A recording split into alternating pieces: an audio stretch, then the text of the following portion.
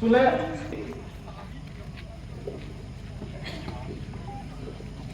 we want justice. We want justice. We want justice.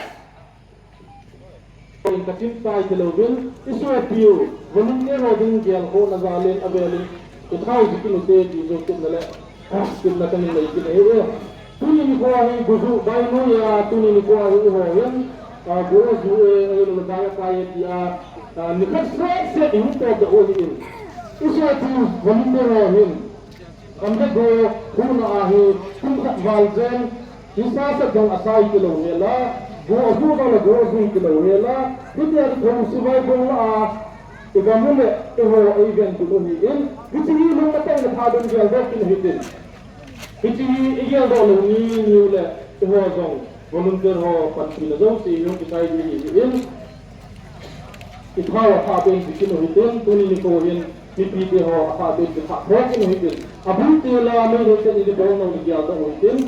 Tuni ni kau ni untuk cek wah ni lah. Ikan ni amang se akan. Jadi tu ni akan goyang galam terpoi lang ada ini dia main itu dia. Ini tak galam terpoi dia. Ini nama aja tu orang itu.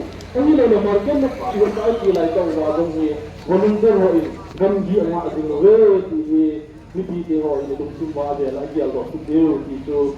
Itu formation se nom din volunteer tu ko ki man ho dong ni igi ala ni le ama dong ni pa ta le wai poi so pi le wai poi ani la tu ni ko ai gam le go hu na ai ama dong pang ni din atha bin mi ti te ho ki ho te ki su avela ti na tu me ki